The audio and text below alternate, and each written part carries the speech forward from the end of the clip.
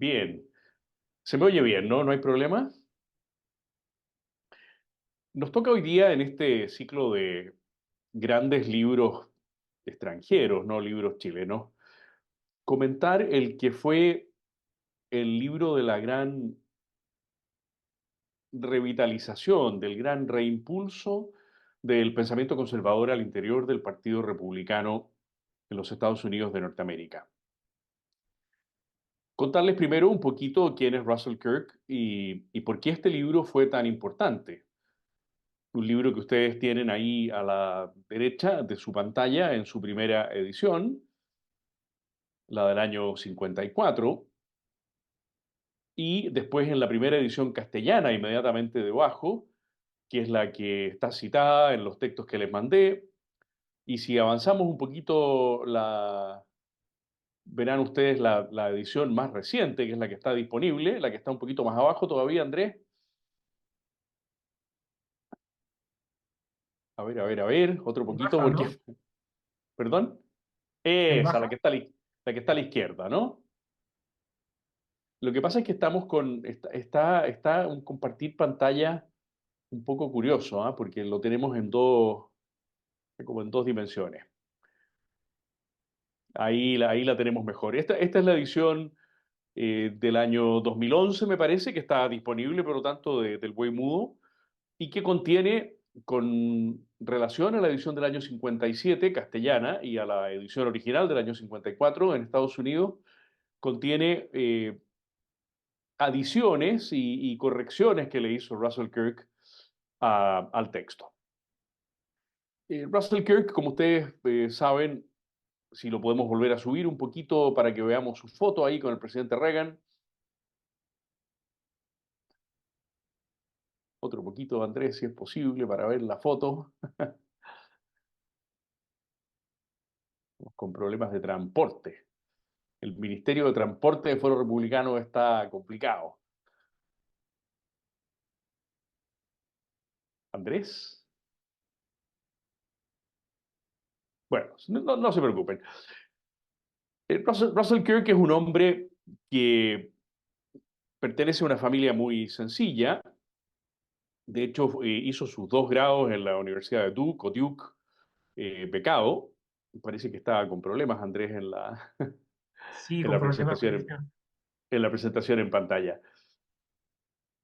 Combatió en la Segunda Guerra Mundial y entendió Russell Kirk desde su afán por estudiar, una vez terminada la Segunda Guerra Mundial, que al interior del Partido Republicano se había ido diluyendo el pensamiento conservador y que el Partido Republicano estaba convirtiéndose en un partido muy pragmático, y eso lo vio él particularmente ya en los años 50, lo confirmó en la presidencia de Eisenhower, y después lo volvió a confirmar en la presidencia de Richard Nixon, la presidencia y media de Richard Nixon, las dos de Eisenhower y la presidencia y media de Nixon. Y entonces todos estos años, en los 50, en los 60, en los 70, y sobre todo ya cuando el presidente Ronald Reagan le abrió un espacio como un asesor muy importante de sus planteamientos, Russell Kirk se convirtió en el gran referente del pensamiento auténticamente conservador, no solo al interior del Partido Republicano, porque él no era un militante activo en el sentido que entendemos nosotros la militancia, sino en el mundo universitario, que como todos sabemos en los años finales de los 50 y sobre todo de los 60 en adelante, ha sido dominado por el pensamiento liberal, por el que llamamos nosotros pensamiento autodenominado pensamiento progresista, ¿no? Y lo estamos viendo en estos días con todas las manifestaciones en contra de Israel y a favor de Palestina. Es una más de las manifestaciones del pensamiento liberal. Y entonces Russell Kirk se propuso, y lo logró, ser un conferencista continuamente requerido por las universidades en los Estados Unidos. De hecho, dio conferencias en más de 400 universidades norteamericanas. Ustedes me dirán, ¿eso es mucho o es poco? Es el 10% más o menos de las universidades que existían hasta 30 años atrás. Hoy día en los Estados Unidos hay en torno a las 5.000 universidades. Por lo tanto, hasta la muerte de Russell Kirk, él estuvo en el 10% de las universidades norteamericanas dando conferencias. y fue respetado siempre porque su planteamiento era muy sereno. Ahí apareció de nuevo Russell Kirk, ahí lo tenemos ya en plenitud con el presidente Reagan. El planteamiento de Kirk, que vamos a ir comentando con una serie de citas de su libro, Un programa para conservadores, es que el conservantismo no necesita un programa de medidas. Y por lo tanto, en este libro ustedes no se van a encontrar un conjunto de planteamientos programáticos en el sentido que una candidatura presidencial los, eh, los presenta a la ciudadanía, sino que lo que se van a encontrar es el conjunto de grandes ideas, de ideas matrices, a partir de las cuales se tiene que mover un conservador y desde las cuales los conservadores, yo me incluyo, quizá algunos de ustedes sí, otros no, pero yo sí me incluyo, vamos a encontrar soluciones diversas, porque como no estamos frente a una ideología que plantea soluciones unívocas para los problemas, sino frente a una mentalidad, y quiero hacerme cargo a continuación de esta palabra, que es una palabra que Russell Kirk instaló en el pensamiento conservador, es lógico que a partir de una mentalidad, frente a un determinado problema, esa mentalidad ofrezca soluciones distintas e incluso en algunos casos divergentes. Y este es un punto que él quiso marcar muchísimo en este gran libro que se llama Un programa para conservadores. Libro que fue acompañado de otro que ha tenido todavía más éxito, porque es un libro más erudito. Uno dice, bueno, pero debería haber tenido más éxito este, que es un libro más asequible. Sí, pero es que el otro es un libro extraordinario, es lo mejor que escribió Russell Kirk nunca jamás, que se llama en inglés The Conservative Mind. Ha sido traducido como la mente conservadora, pero en realidad es la mentalidad conservadora. Y él va pasando ahí por una serie de autores y va mostrando ¿por qué el conservantismo o conservadurismo? La traducción desde el inglés al castellano es más fácil con la palabra conservantismo y además una palabra más breve. Dicen que en castellano hay que usar la palabra conservadurismo, pero yo prefiero usar la palabra conservantismo, cosa que todos los programas de Word me rechazan automáticamente. ¿Por qué el conservantismo o conservadurismo es una mentalidad y no una ideología de ninguna manera, ni siquiera una doctrina en el sentido de que tenga un corpus de principios completamente establecidos? Es una mentalidad que se apoya en determinados principios, pero que sobre todo pertenece al ámbito de la aproximación espiritual de una persona a la realidad. Y esto parece demasiado amplio, quizá ambiguo, pero es muy sano porque otras personas se aproximan a la realidad con el libro de Petete, con el manual de instrucciones, los ideólogos.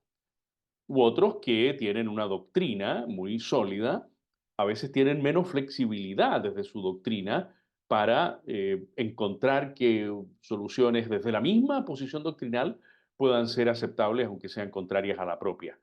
Lo que Russell Kirk quiso marcar con sus dos grandes libros, tiene otros importantísimos, ¿no? Pero estos dos que son los más señeros, Un programa para conservadores y La mentalidad conservadora, que también tradució al castellano, es que el conservador es una persona que se aproxima a la realidad desde un modo personal de ser que va asociado a ciertos principios pero que le da una gran libertad para moverse en la búsqueda de las soluciones específicas. Bueno, vamos viendo entonces algunos textos de este libro, que como les digo, ahí vamos viendo de nuevo ahora en un formato más amistoso, ¿no? Bájate un poquito de nuevo, Andrés, la primera edición en castellano, la que estábamos un poquito más arriba. Esa es la edición que yo tengo, tengo las dos, digamos, pero no tengo la edición en inglés, ¿no? Esa es la edición que tengo yo de la editorial Real del año 57 y la que viene a continuación con las adiciones, que es la que recomiendo, si puedes bajar, la que comentábamos que es la edición del 2011. Está disponible en Santiago esta edición. Es un libro entretenidísimo, no tiene nada de dificultad conceptual, está lleno de buenos ejemplos y es muy animante, ¿ah? Para quienes queremos desarrollar mejor la mentalidad conservadora y encontrar buenas soluciones. Vamos entonces a unos pocos textos que nos permitan entender qué es lo que planteó Russell Kirk en este libro, que fue su primer gran éxito editorial. Yo he ordenado los textos que decidí plantear, no de acuerdo a la posición que tienen en el libro. Fíjese que parto con un texto de la página 412 del libro, o sea, muy al final ya, sino más bien eh, en la arquitectura conceptual que me parece mejor para que entendamos el pensamiento de Kirk y nos animemos a leer este gran libro. La gran cuestión que está ante nosotros es en realidad esta: ¿la vida merece la pena vivirla? ¿Van los hombres y mujeres a vivir como personas humanas formadas a imagen de Dios, con la mente, el corazón y la individualidad de seres espirituales, o bien van a convertirse en criaturas infrahumanas, agrupadas rebañegadamente por los amos del Estado totalitario, corrompidos por todos los apetitos, privados de los consuelos de la religión, de la tradición, de la cultura, del sentido de continuidad, saturados de propaganda, diversiones sin sentido y el flujo de sensual trivialidad que está suplantando a la razón privada? Pensemos que esto está escrito hace casi 70 años. Como Russell Kirk nos plantea la dualidad de posiciones en que la persona humana se puede encontrar. Si se encuentra en la segunda, y sabemos que hay tantísima gente que está en la segunda posición, o sea, que vive, perdón, con respeto por esas personas, pero es una descripción sociológica, como criaturas infrahumanas, que están corrompidos por todos los apetitos, que están privados del consuelo de la religión, de la tradición, de la cultura, que están saturados de propaganda, de diversiones sin sentido, de una sensual trivialidad. Bueno, esa gente no está, dice Russell Kirk, casi 70 años atrás, planteando su vida como una vida digna de ser vivida. Y entonces nos plantea en la segunda parte de este texto el desafío. Nos lo plantea a nosotros. ¿Van a ser ellos mismos dotados de personalidad, variedad y esperanza? ¿O van a ser vagos rostros en la muchedumbre solitaria, desprovistos de todos los motivos tradicionales de integridad? Digo que nos plantea Russell Kirk esto, y obviamente lo vuelve a hacer en la edición del 2011, ya 20 años casi después de su fallecimiento, porque esta es la tarea que tenemos entre manos: educadores, políticos, personas que trabajan en ONGs, comunicadores sociales. Le vamos a ayudar a las personas a que recuperen su personalidad, su variedad en el mejor sentido de la palabra, su esperanza, o los vamos a dar por perdidos como rostros vagos en el conjunto de una muchedumbre solitaria. Ya sabemos la palabra que le gusta a los marxistas, ¿no? De la masa, sin motivos de integridad. Bueno, esta es la primera cuestión que Russell Kirk le plantea al terminar el libro, pero yo quise ponerla aquí como primera cuestión en nuestra sesión de hoy, a cualquier conservador. No puede usted ser indiferente frente a esta realidad bipolar. O se vive una vida digna de ser vivida, o se malvive una vida que no deteriora metafísicamente la dignidad de una persona, pero que daña enormemente a la persona. Vamos al segundo texto. Si lo puedes avanzar, Andrés, por favor. Yo sé que ustedes también lo tienen en sus manos o en sus correos porque Andrés se los mandó, pero es bueno también irlo mirando aquí. El pensador conservador no cree que los hombres consigan la felicidad creando y estimulando necesidades nuevas. No cree que los hombres consigan la felicidad llenando hasta la saciedad todos los apetitos físicos. Cree al contrario que la mejor manera, la manera mejor de llevar el contento a la humanidad es la de vigorizar y restaurar aquellos viejos fines de la existencia, aquellos viejos motivos de integridad que he descrito en otro lugar de este libro. O sea, estamos frente a una persona que nos dice: lo moderno no tiene nada que ver con el bien, lo antiguo no tiene nada que ver con el mal, el bien y el mal Ya nos lo decía Solzhenitsyn en la clase que hicimos en el curso paralelo, el bien y el mal no son conceptos que tengan que ver con el tiempo presente, con el tiempo pasado, con el tiempo futuro. Son conceptos que tienen que ver con la permanencia de la naturaleza humana. Entonces, hay que restaurar y hay que vigorizar los viejos fines de la existencia, los viejos motivos de integridad. Esta es una palabra que le gusta mucho a Russell Kirk, la integridad. Porque lo que estamos viendo en el mundo de hoy es multitudes de personas deshechas, rotas desde dentro hacia afuera, partidas, incluso diríamos hasta repartidas en sus intereses, en, en- en- en sus proyectos, sin unidad interior. Realmente, cuando uno oye al presidente Boric, lo que ve es eso. Es una persona repartida, no integrada consigo mismo, cosa que es una tarea que a todos nos compete.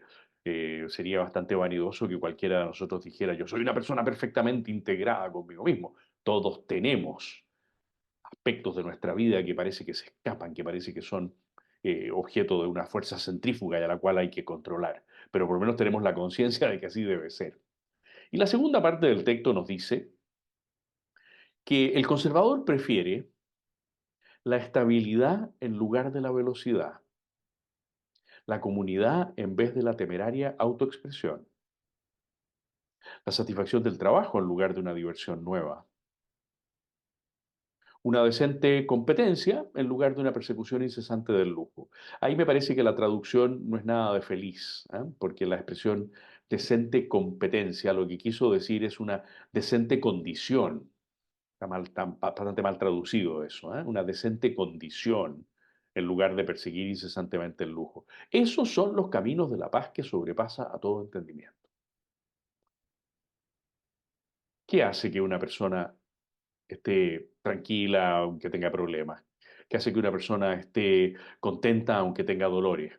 ¿Qué hace que una persona sirva a los demás aunque a veces el egoísmo tire un poquito hacia abajo? Tener clara esta distinción de polos.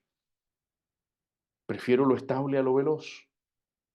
Prefiero lo común a lo auténticamente solo mío. Prefiero el trabajo donde puedo servir y, como bien decía San Juan Pablo II, trabajo objetivo porque lo dejo allá, pero también trabajo subjetivo porque queda en mí, a estar continuamente divirtiéndome. Prefiero una decente condición, insisto que la palabra competencia no es correcta ahí, a estar continuamente persiguiendo el lujo. Esto es lo que está en la mentalidad conservadora. Avancemos un texto más, por favor, Andrés.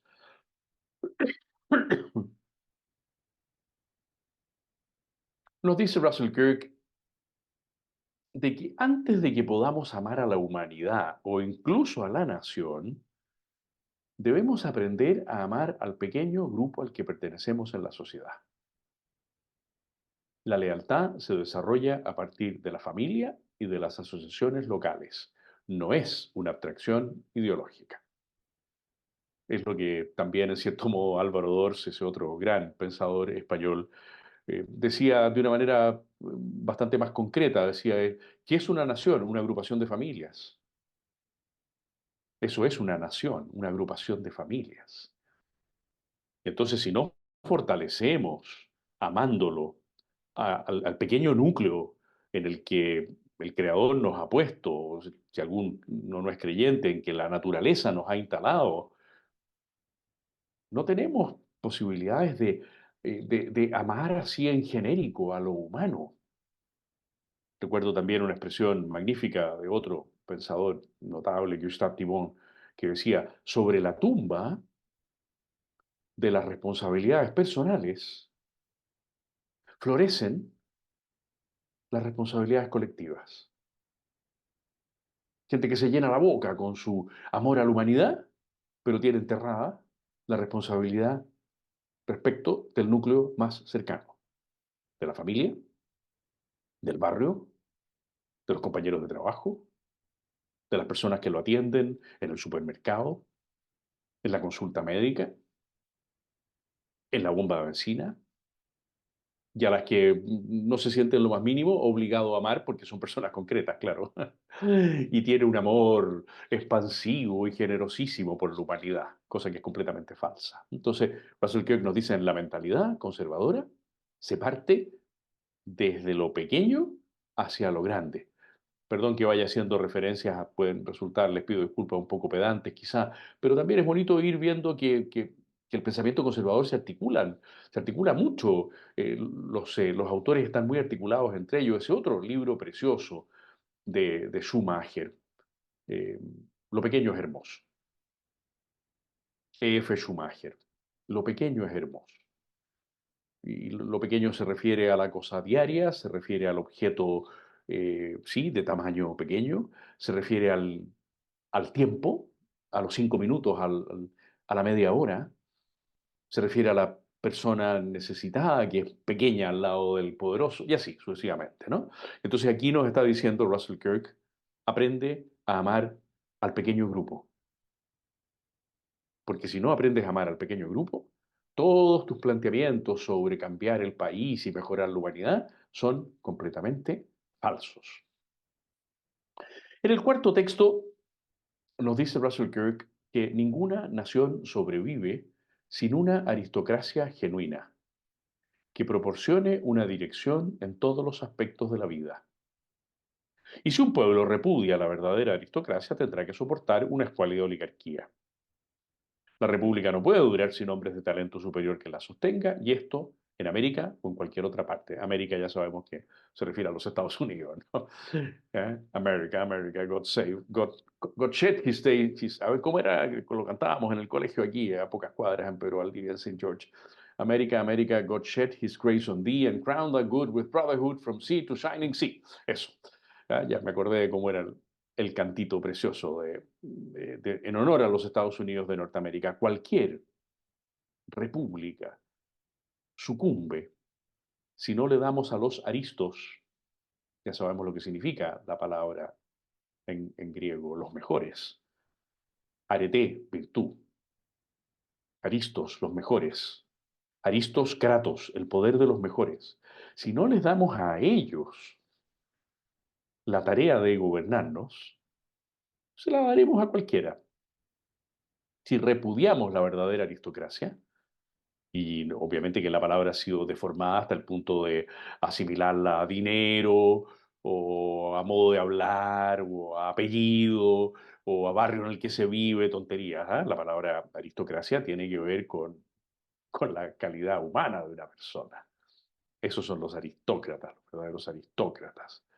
Sin hombres de talento superior, la república sucumbe. Y eso es lo que estamos presenciando en Chile. En el actual gobierno prácticamente no hay personas de talento superior. Las pocas que hay, además, están inspiradas por una ideología que reduce el talento superior al servicio de unos pésimos planteamientos, con lo cual se produce ahí una situación explosiva, ¿no? Me escribía un amigo pocos días atrás, indignado, diciendo, ¿hasta cuándo hay personas que se ponen en liderazgo? Y mencionaba a una persona muy concreta. Y mi respuesta fue, bueno, pero ¿no nos hemos quejado durante tanto tiempo de que no teníamos liderazgo? De que no había quien quisiera poner el pecho a las balas, que no había quien estuviera dispuesto a destinar horas, días, semanas, meses y años a conducir. ¿En qué quedamos entonces? Palos porque bogas, porque estás en primera fila, porque te tienes que hacer conocido, porque tienes que decir cosas, palos porque no bogas, porque te quedaste en tu casa, porque no quisiste asumir ninguna responsabilidad. Yo prefiero los palos porque bogas. No, no digo respecto de mí, no tengo nada que ver yo con ese planteamiento. Digo, determinadas personas a las cuales le llegan palos porque bogas. Me parece excelente que les lleguen esos palos, porque sería muy triste que solamente pudiéramos estarle dando de palos a aquellos que se quedan tranquilitos en su casa. No sobrevive una nación sin una aristocracia genuina. El texto siguiente es el típico texto de la mirada de un conservador, de la mentalidad de un conservador. La ilusión de que la justicia consiste en la igualdad absoluta termina en la absoluta igualdad bajo el peso de un hombre o de un partido, para que la justicia no es más que una palabra. Ya sabemos que la justicia no es darle a todos lo mismo, sino a cada uno lo suyo, lo que le corresponde. Y la justicia es, por lo tanto, desigual, por definición. Se iguala en cuanto al afán de darle a cada uno lo suyo. Eso es lo que hace a la justicia una virtud igualitaria, igualizante. Pero el contenido de los actos de justicia es distinto según la necesidad de cada uno. Es darle a cada uno lo suyo. Y por lo tanto, si no se procede así, nos dice Russell Kirk, la opción contraria es siniestra. La asimilación de la justicia con la igualdad absoluta termina siendo una absoluta igualdad, pero bajo la férula de un hombre o de un partido, que, como bien dice Russell Kirk, se ha llenado la boca con la justicia, pero no es más que una palabra, porque como no está dispuesto a darle a cada uno lo suyo, termina no dándole a ninguno nada. Termina quedándose con todo. Es una exageración quizá lo que estoy diciendo, pero la Unión Soviética de los años 30, 40 y 50, cuando ya el régimen tenía 15, 20, 30, 40 años, es muy significativa de lo que significa no darle a nadie, más que a la escasa nomenclatura, al escaso grupo dirigente, nada de lo que le corresponde. Pero mientras tanto se llenaba la boca el régimen con la justicia. El texto siguiente nos dice, uno de los aspectos más alarmantes de la general propensión a tratar los problemas serios como si pudieran resolverse gracias a una simple fórmula es la ignorancia del principio de diversidad y la exaltación del principio de uniformidad. Bueno, esto hay que entenderlo bien, porque nosotros los conservadores, hablo por mí, no estoy hablando por ustedes, creemos en una uniformidad radical, que es la uniformidad de la naturaleza humana. En esa uniformidad estamos los conservadores perfectamente uniformes, pero desde ahí hacia arriba somos partidarios de una diversidad que, por supuesto, esté bien injertada, esté bien vinculada, bien articulada con la naturaleza humana. Al revés, se da la situación de que quienes no creen en la naturaleza humana proponen una diversidad sin límite. Como no creen en que haya un núcleo absoluto de referencia, entonces la diversidad que proponen no tiene sentido ninguno. Deja de ser un concepto interesante porque se transforma en un concepto unificante.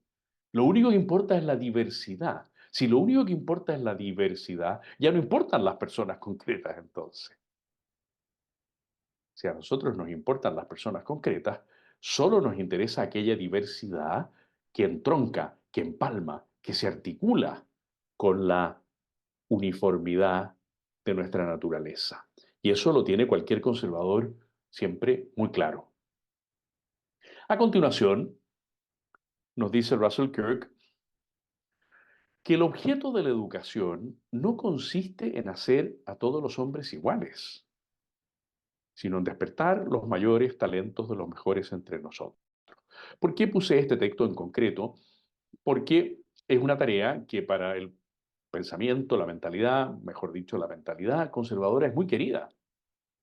La estamos practicando en estos instantes, ¿no? La tarea de educarnos y autoeducarnos. Es muy querida esa tarea, pero que tenemos que tener de nuevo muy en claro que esa tarea es por definición, perdonen, voy a usar una palabra tremenda, discriminatoria, pues. Cuando yo, profesor universitario, llamo a 5 alumnos a un concurso de ayudantía, estoy discriminando. No tiene nada de discriminación arbitraria. No los llamé a todos los de mi curso a una ayudantía, porque hubo 75% que aprobó la asignatura. Bien. pero hubo un 7% que la aprobó con excelencia, y son 5 personas. Y a esas 5 personas se las llama al concurso para que sean ayudantes. Tenemos hoy una gran, muy positiva noticia, ¿no? Porque fue rechazada en la Cámara de Diputados la, las observaciones para mejorar, dice Moll, ¿ah? Para mejorar la ley Zamudio, ¿no? Era el desastre lo que se estaba proponiendo, absoluto. Era dantesco lo que se estaba proponiendo. Bueno, nosotros sabemos que hay que discriminar al educar. Por supuesto que las discriminaciones arbitrarias, sin fundamento, injustas, son motivo de sanción, son motivo de, por lo menos, de reparo.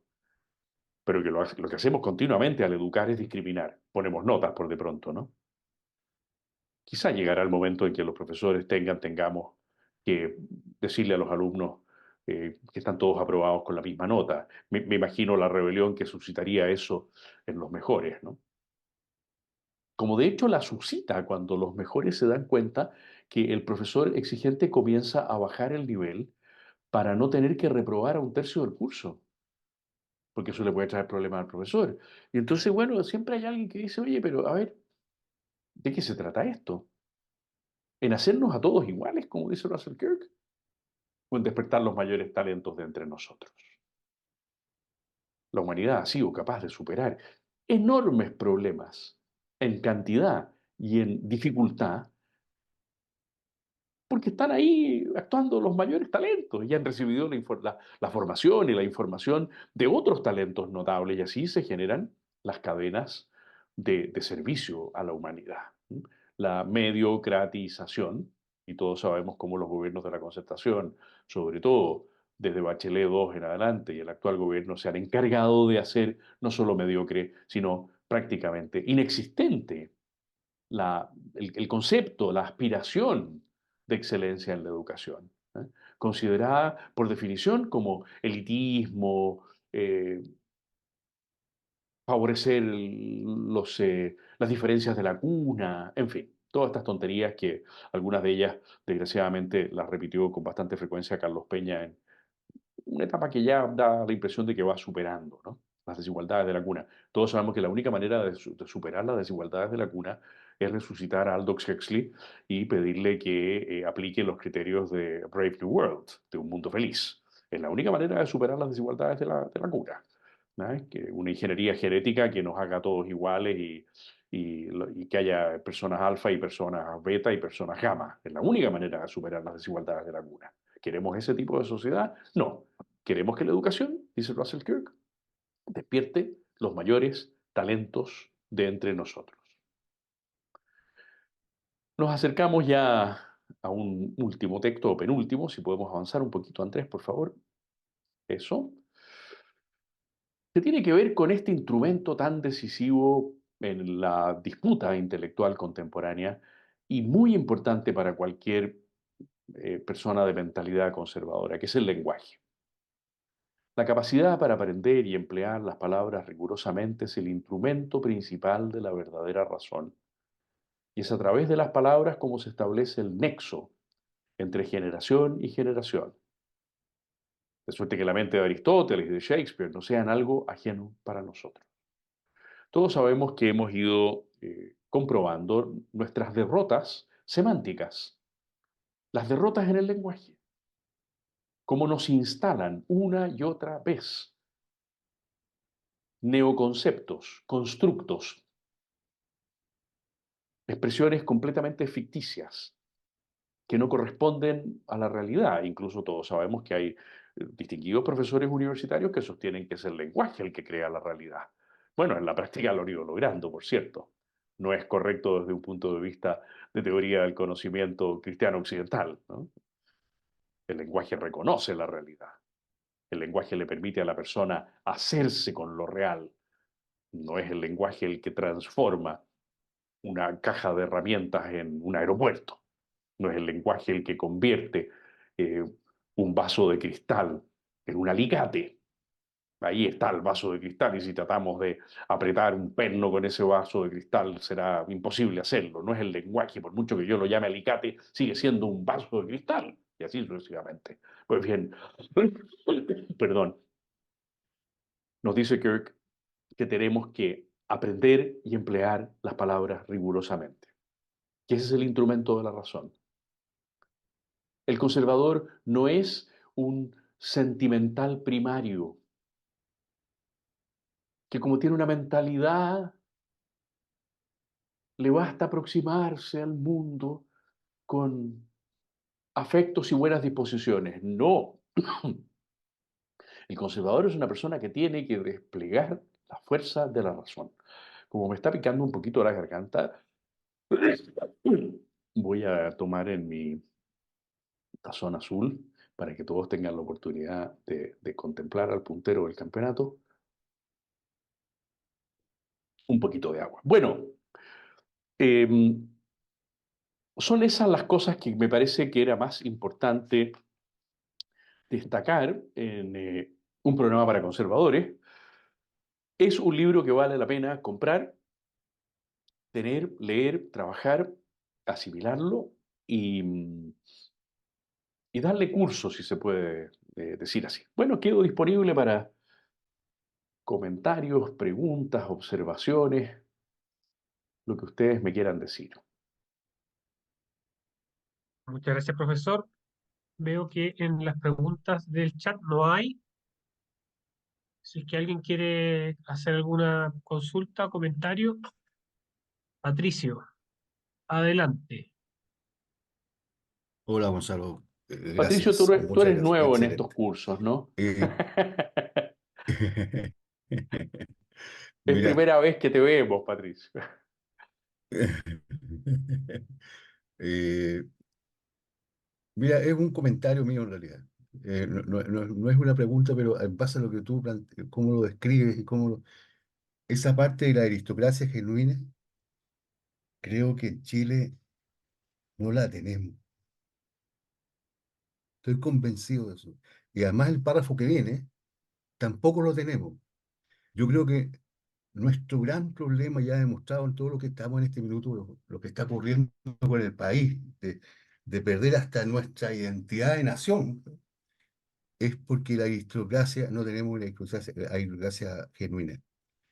Fue sistemáticamente en 30 años, fue perdiendo esa, como dijéramos que antes estaba un poco, ¿no? Esa moralidad de creer una aristocracia, intencionadamente una aristocracia genuina. Por ejemplo, el caso que tú comentas ¿cómo se llama? De tus clases, digamos, y tú practicas ahí, ¿cierto? Una cosa importante. Tú dices, oye, no puedo elegir a todos, pero elegí al 7% que en realidad se la jugó y sabe y se nota, y de ahí va y lo hago participar. Pero eso es la vida de las empresas, no corre, no funciona. En la sociedad misma no funciona. No, hay tantos así que las personas no hay creado, por ejemplo, esos talentos que existen en la población pobre. No hay capacidad, no hay ninguna intención, ni instrumento, ni nada que los vaya a buscar. Bueno, mira, Aun Pato, por- te pero eso es una entiendo. última parte con eso. Aunque la Universidad Católica diga que lo haga, pero no es cierto, es la realidad. Entonces, yo creo que si eso es lo que nos ha faltado como país, tenemos un grandísimo problema con eso. Mira, dos comentarios, Pato. Respecto de los proyectos aristocráticos, si se lo puede llamar así, ¿no? Yo creo que el último gran proyecto aristocrático fue el de Jaime Guzmán. Perdón que eso me implique a mí, porque fui escogido, por así decirlo, ¿no? No tengo por qué ocultarlo, digamos, ¿ah? Pero creo que fue el último gran intento de desplegar una auténtica aristocracia al servicio de Chile. Insisto en que estamos usando el término en su sentido griego, no en un sentido banal, ni mucho menos marxista, ¿no? Eh, Claro, fue, fue de una exigencia, Jaime, para buscar y seleccionar personas y después dedicarles formación Yo no pertenezco ni a la primera ni a la segunda generación, ni pertenezco a la tercera, ni tampoco fui amigo personal de Jaime Guzmán, por lo tanto no me estoy aquí colocando en una... Estuve apenas 4 veces en su casa, una de ellas la mañana del 11 de septiembre de 1973, así que fue un momento muy especial. Pero Jaime le dedicó horas y horas y horas a buscar, a trabajar y a formar humanamente personas muy notables. Y eso con la muerte de Jaime comenzó, por supuesto, a diluirse. Fue una tarea que la Fundación Jaime Guzmán siguió realizando durante una buena cantidad de años, pero que después ha ido quedando un poquito detrás por la asesoría legislativa. Nosotros en Foro Republicano hemos hecho algunos intentos menores, vamos a seguir haciéndolos en la medida en que podamos. Es una primera observación.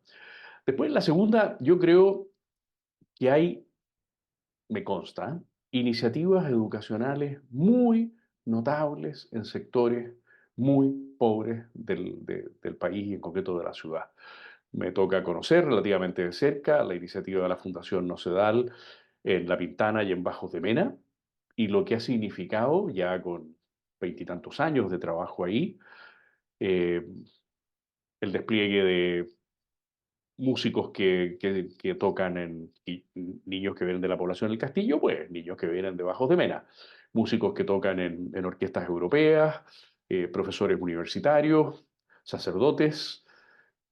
O sea, si se hace un trabajo consciente de mediano y de largo plazo, por ahora es de mediano, 25 años, los frutos llegan. Hay que hacer ese trabajo, menciono el caso que yo conozco, pero obviamente que hay otras notables iniciativas que, que, que van trabajando en esa dimensión. Lo que pasa es que tenemos al frente una masa chillona, vociferante, que encuentra en los medios de comunicación mucho más eco que el que encuentran en este tipo de iniciativas.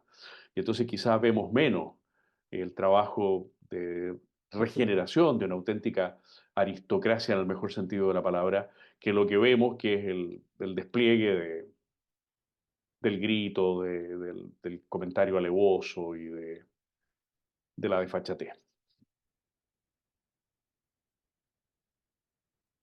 Si hay Hay alguna una pregunta, segundo sí, comentario, pregunta. aquí dice José, ¿la generación tan progre que tenemos hoy en Chile es solo producto de la educación o hay otros factores que han influido en su formación? Fundamentalmente del deterioro de la familia. Es la familia que queda poca en Chile. El gran ámbito donde las personas encuentran su lugar en la vida, donde aprenden el lenguaje, donde aprenden los gestos, donde aprenden eh, la interacción entre las generaciones, donde aprenden a ocupar espacios reducidos, donde aprenden todo, donde hemos aprendido todo. Y después hemos complementado con nuestros colegios, ¿no? Por lo tanto, no es la educación formal en el sentido de escuela, colegio, universidad, la primera responsable. La primera responsable del deterioro humano de Chile es la familia. Y por lo tanto, donde hay buenas familias, se nota de inmediato. Después los chiquillos hacen lo que les da la gana con su libertad, pues también. ¿Ah? No hay que hacer unívoco esto, ¿no es cierto? Buena familia y cabros macanudos, no necesariamente es así, ¿ah? Hay muy buenas familias en que desgraciadamente el ambiente pesa muy fuerte después sobre escolares y universitarios y toman otros caminos. Bueno, pero por lo menos se hizo todo el esfuerzo para dotarlos de contenidos que quedan, ¿ah? Y que después con el paso de los años a lo mejor se pueden recuperar. Veo a Sergio que tiene la mano levantada también. Hola, don Gonzalo. Hola a todos. Qué gusto De- de verte, Sergio. Igualmente, don Gonzalo.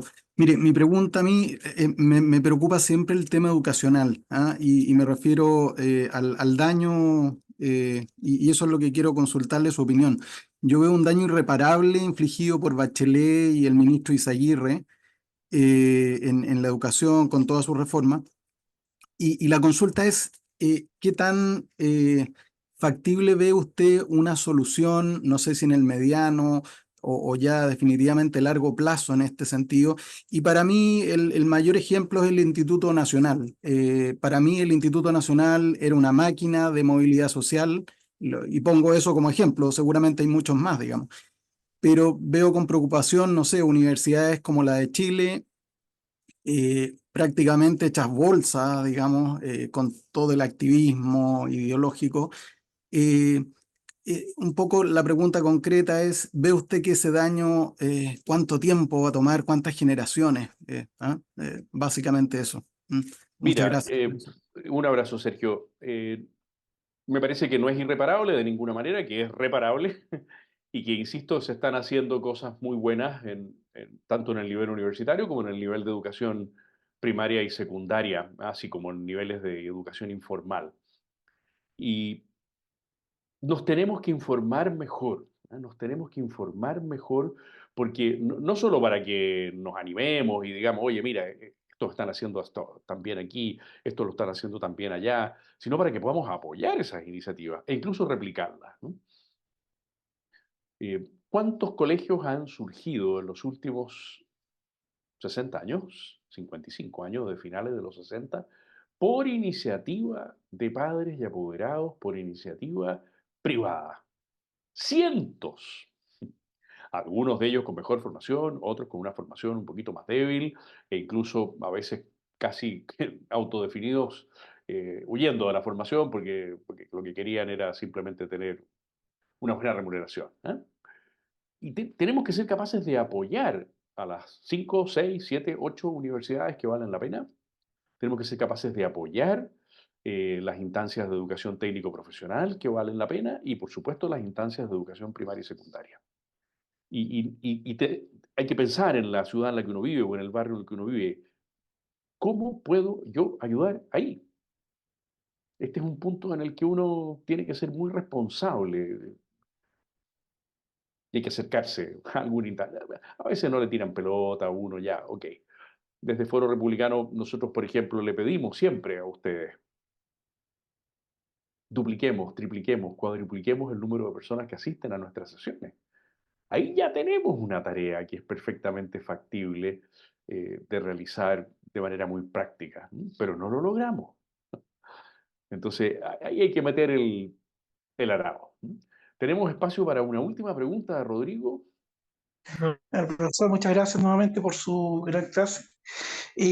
Bueno, solamente una reflexión respecto a lo que planteaba usted, la importancia de la palabra integral dentro del pensamiento conservador, porque me da la impresión de que como una conclusión se puede decir de que el pensamiento conservador tiene que ver con una concepción integral del hombre, justamente de su dimensión espiritual, su dimensión trascendente, cuerpo, alma y espíritu, en contraposición al nihilismo que lamentablemente cada vez se va estableciendo más dentro de la sociedad como forma de concepción del ser humano, que es solamente material, que también está muy ligado con las concepciones marxistas y de la izquierda. Eso es correcto, Rodrigo, lo dices perfectamente bien. Hay varias vertientes, ¿no es cierto? Las vertientes que podríamos llamar nihilistas nietzschianas. Hoy día viene una columna de Harald Beyer casi alabando a Augusto Comte y al positivismo. Uno dice, pero perdón, ¿cómo puede haber alguien que en el siglo XXI todavía esté echando mano de Augusto Comte? Hay unos señores que son darwinianos. El señor rector de la universidad, Adolfo Ibáñez, José Francisco Covarrubia y el señor Álvaro Fischer, promoviendo a Darwin como si Darwin fuera... Bueno, nos encontramos con numerosas tendencias que son disolventes del occidente cristiano, del occidente greco-romano, greco, judeo, romano, germano, cristiano, al fin de cuentas, ¿no? Y las tenemos que saber, en otros cursos lo hemos hecho, en los cursos de Foro Republicano, las tenemos que saber detectar y tenemos que tener el lenguaje necesario para poderlas contradecir, ¿eh? Y esa es la tarea que ojalá, en vez de que fuéramos 20 hoy día, ¿por qué no fuimos 100? Es que no somos 100 en Chile que podamos, me estoy explicando, ¿no es cierto? Tenemos que ser, ojalá esto suceda para los cursos del segundo semestre, mucho más proactivos en que cuando nos llega la invitación, que cada uno se preocupe. Voy a buscar 5 amigos, 5 matrimonios amigos.